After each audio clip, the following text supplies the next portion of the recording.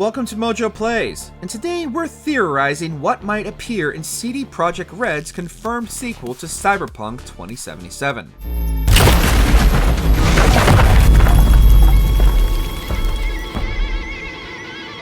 Shit! That's Adam Smasher! Johnny, run! Before we begin, we publish new content all week long, so be sure to subscribe and ring the bell to get notified about our latest videos. Unreal 5.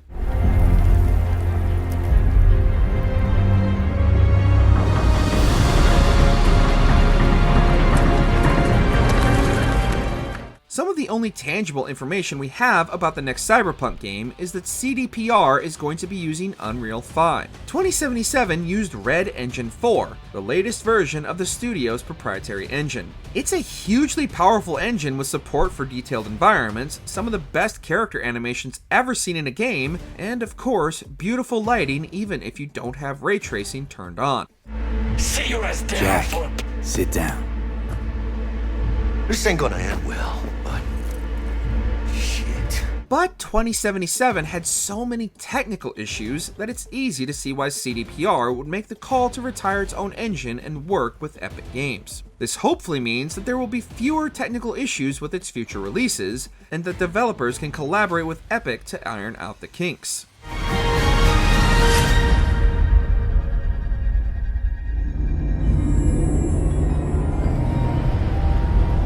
Multiplayer.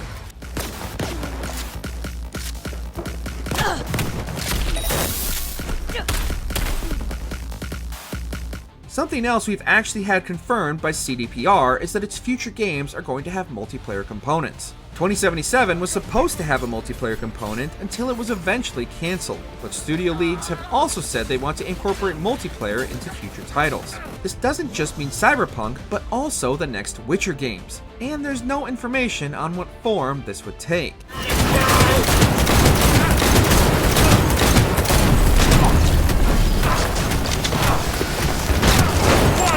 Maybe it'll be a competitive multiplayer mode, or maybe it'll be more collaborative, like GTA Online. Since CDPR already draws so much inspiration from Rockstar, this makes sense. But we really hope multiplayer doesn't get in the way of its single-player experiences.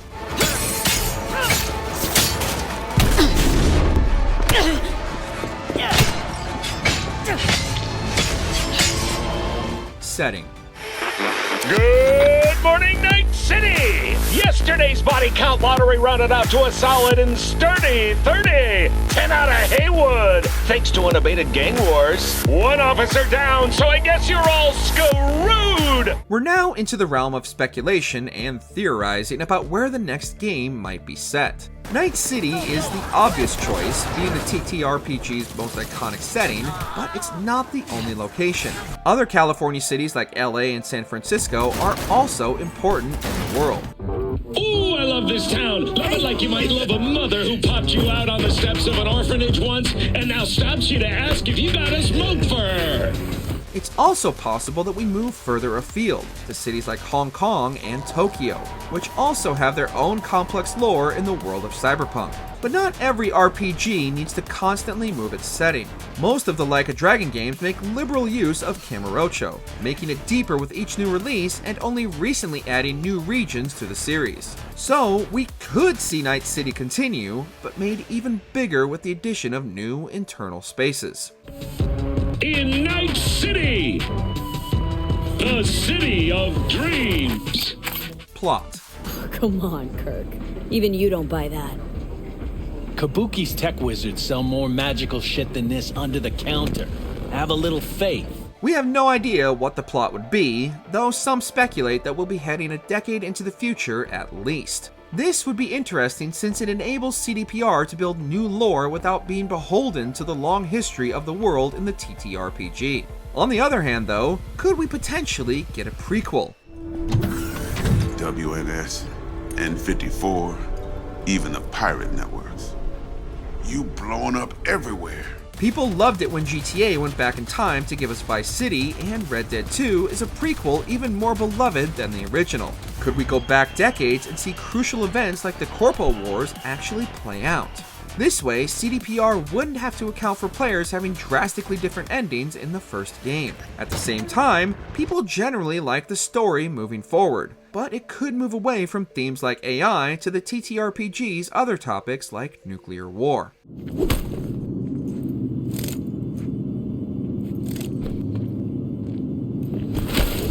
Characters. Gonna give good cop over there a chance to say something? Come on.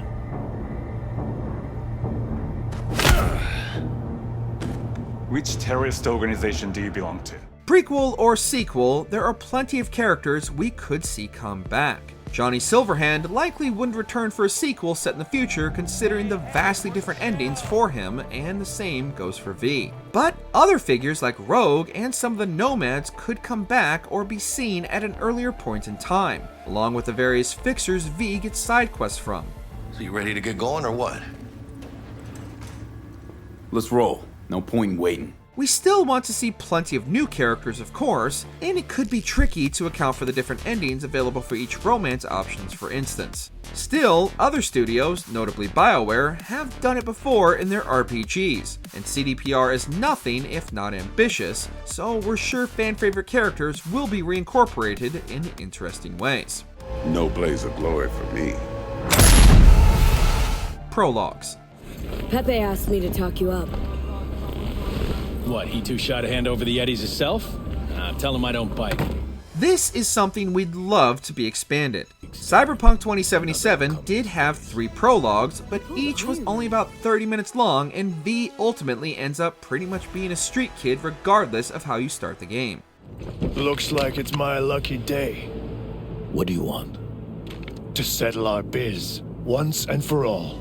We'd love to see longer, deeper prologues that have a bigger effect on later events than just a few dialogue options.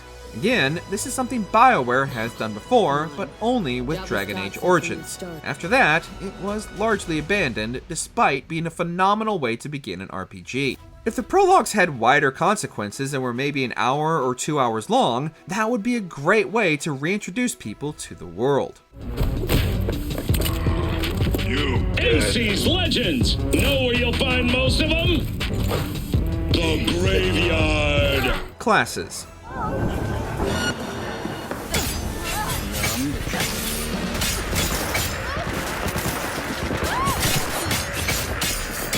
Just like V is always basically a street kid, they're also always basically a solo, which is the TTRPG's name for combat-focused mercenaries. You can break the game by investing enough in the quick hacking skill, and the skill tree has been reworked numerous times, but we'd love to see a more complex class system. Though some RPG makers like Obsidian and Bethesda don't always have classes you choose at the beginning and instead let you specialize in the areas you want without locking off others, it's still fun to make that choice to commit to one class at the beginning.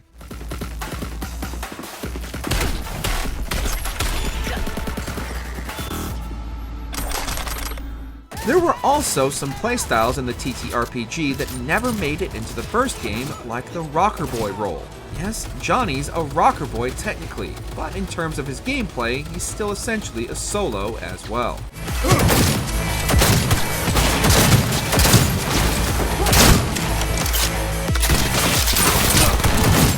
Cyberware with consequences.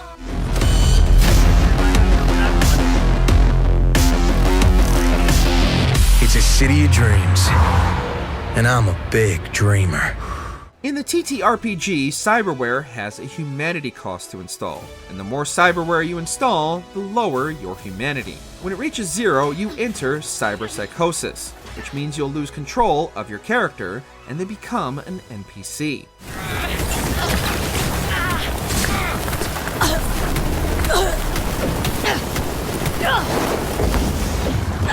Cyberpsychos featured heavily in Cyberpunk 2077, but V can't ever become one no matter how many implants they get. We want a sequel to have genuine consequences for installing too much cyberware, so that cyberware has positive and negative consequences that make you really weigh up whether it's worth it to get those fancy new arms. It would be a great way to get people to engage with the gameplay, increasing the number of ways there are to actually play.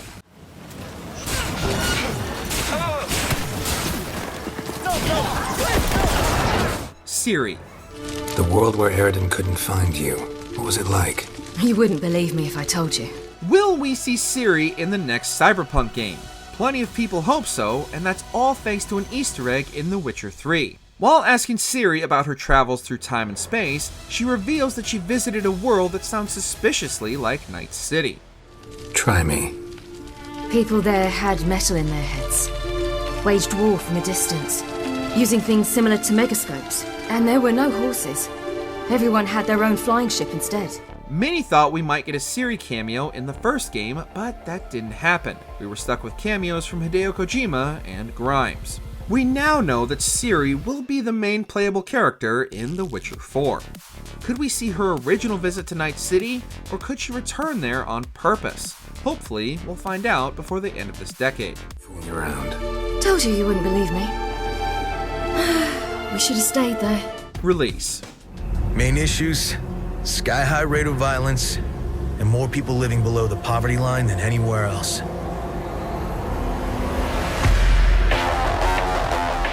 Since we know almost nothing about the game, we also know almost nothing about when it will release. It took 8 years from Cyberpunk 2077 being announced in 2012 to the game launching, and another 2 years or so for it to achieve its full potential. With this in mind, we might be looking at the 2030s for the next game, unless using Unreal 5 expedites the process.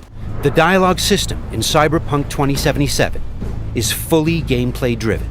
I asked if you came alone! We're also almost certainly looking at it releasing across consoles whenever this does happen, but who knows what consoles they will be. PlayStation 6, Xbox 720, Nintendo Switch 3, or a brand new platform that doesn't even exist yet. We don't know that either, nor do we know what the game will be called, but it probably won't be called Cyberpunk 2078 or Cyberpunk 2. I'm here to say goodbye to all of you.